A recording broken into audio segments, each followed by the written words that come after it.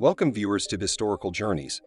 Out on the wide spread of America's incredible lakes, Jeff Bose has one eye on the inky obscurity ahead and one on a close-by sonar screen. For a really long time, he and his team have been chasing after the disaster area of a liner lost in an ice field over quite a while back. Unexpectedly, the hardware distinguishes something sneaking far underneath. 116 years after a vessel sank in Lake Michigan, specialists make a scary revelation. But before we get started, don't forget to subscribe to our channel. It only takes a second, and you won't miss any of our future videos. Let's get started. Is this the ship that they wanted to find? Or on the other hand, simply one more mystery concealed at the lower part of perhaps the biggest lake in North America? At last, the lower part of those obliterated boats, some of which are over 300 years of age, is covered. So how should other forager chases make certain of what they found? A group from the Western Michigan Ship Research Association, or Mrs. Rag, returned a few weeks later with the intention of concluding their discovery for good. It's like trying to find a needle in a haystack when looking for wrecks in lower Michigan. It covers in excess of 22,000 square miles and covers the provinces of Wisconsin, Indiana, Illinois, and Michigan. It is the third biggest of the incomparable lakes, and throughout the long term many boats have disappeared at its base. Starting from the primary boats showed up on the incomparable lakes in the 1700 years. The locale is befuddled by cargo courses that convey the two travelers and cargo, as well as Lake Michigan, which interfaces the city of Chicago with networks and supply courses toward the west and east. Many boats that cross Lake Michigan never arrive at their last objective. Truth be told, an expected 2,000 boats have been lost in its waters. Some of the time the boats sink with all their power, abandoning just a name and insider facts. In different cases, then again, dissipated signs were passed on to the boats as directions and accounts of survivors. These puzzle pieces are now being used to identify historical shipwrecks by age groups like Mrs. Raz. Just in the summer of 2021, the Great Lakes Historical Shipwreck Society, GLSHS, discovered the remains of 3 separate 19th century ships hidden beneath the shores of unrivaled lake. Wheeler, Michigan at point, and their findings represented an important year for the organization. 1 year earlier, in July 2022, recreational hunters Ken Merriman and Jerry Eliason succeeded in finding the final resting place of Market Platform 18 in September 1910 to find a railroad ferry en route to Wisconsin, capsized on Lake Michigan, killing 27 people. Since then, the ship has been searched for. For more than 100 years, the cause of the sinking of Market Pier 18 has remained a mystery. But thanks to Merriman and Eliason, it may finally be solved. In fact, throughout history, we have relied on the work of scavengers to uncover the truth about some of the great tragedies of the past. It is assessed that there are still many wrecks in Lake Michigan alone. As a matter of fact, in June 2015, NSR concluded the time had come to find John V., as they make a hit rundown of the multitude of boats they desire to find and choose an alternate boat to zero in on every year. The Moran was implicit in Arrow City, Michigan in 1888. The Moran was a noteworthy liner north of 200 feet in length, initially part of the armada of the Sickle Transportation Organization, which worked the Detroit and Lake Prevalent lines, cruising both all over. Despite the fact that she had a side-stacking hatch and was prepared to convey a wide range of freight across tricky waters, one could feel that the Moran was ill-fated all along. Also, the vessel was challenging to deal with, making the brutal states of Lake Michigan much more troublesome. Union Transport Lines, based in Buffalo, New York, purchased Moran about 7 years after it was introduced. He made his final trip to Muskegon, Michigan. A few months later, the refined man left. The Moran docked in Milwaukee and afterward traveled east to Muskegon with $50,000 worth of freight. It was the most costly boat at any point constructed. For the first time, it crossed Lake Michigan. A lot of Lake Michigan is covered in ice, according to reports. The Moran struck dry rock about 15 miles off the coast of Michigan, puncturing the cargo container.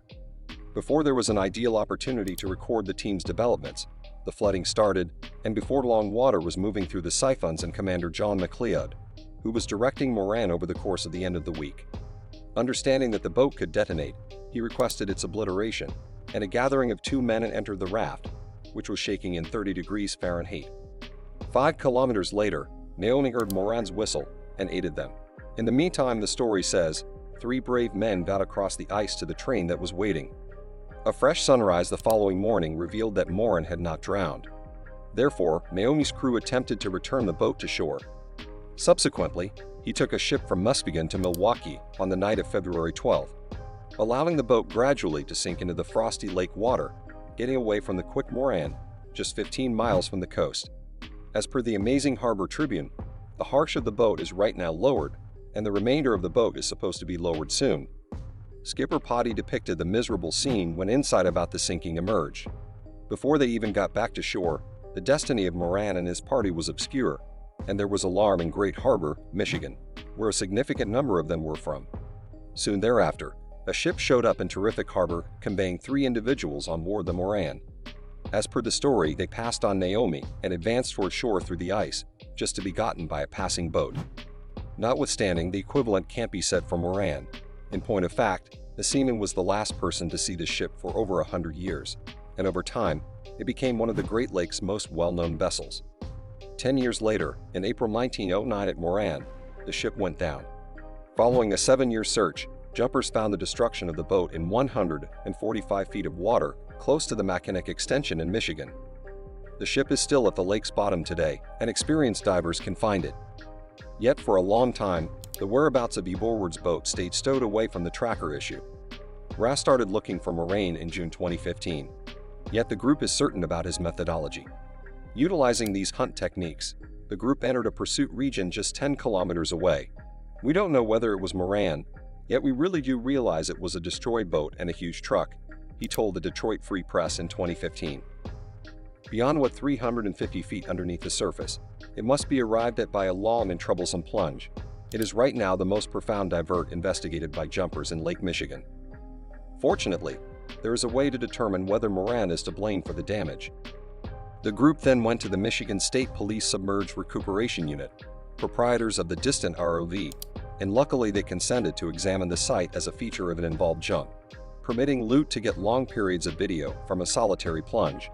The jumpers were simply permitted to remain for 15 minutes prior to proceeding to look for proof to distinguish the vessel. Subsequently, last July 8, a group of police and media specialists joined MSR Eerie activists to look for Moran once more. At the point when the group showed up at the area set apart by sonar, they delivered the dinghy and sent the ROV into the profundities. And keeping in mind that he was watching the live video, he saw something immense thundering at the lower part of the lake. Consistent with Michigan stopping, he said the mashup-based hardware is still there, and every one of the pads are still set up. Incredibly, notwithstanding being at the lower part of the lake for more than 100 years, the peonies may do. Also, as the ROV examined the disaster area, the group had little thought of the boat's character. The most astonishing thing is what amount of time it requires to investigate something and take a gander at whole photographs rather than really seeing it. All things considered, he's actually going through a time of revelation. However, they can now investigate peonies in greater depth than ever before. He added that we scaled to the wheelhouse window, and utilizing the joystick, the group had the option to direct the ROV around the disaster area, acquiring an extraordinary perspective on the over a long time since its commencement. I had no idea Moran had tools, so seeing them was amazing. The house's windows also survived the sinking. As a matter of fact, the determined idea of the hull recommends that subsidence was extremely sluggish and calm because of water stream while the Moran was somewhat unblemished. We believe that the ice that caused the slow escape and the small crack in the ship's side, no bigger than the stern hole that the wooden deck had blown with the mooring, were the culprits. Today, these waters serve as a grim reminder of their past danger. Moran's passing was a tragic loss for Crosby Communications Company founder Edward Gifford Crosby. Thanks for watching. If you want to stay updated with our latest videos, subscribing is the way to go. Just click that red button below and become a part of our channel family.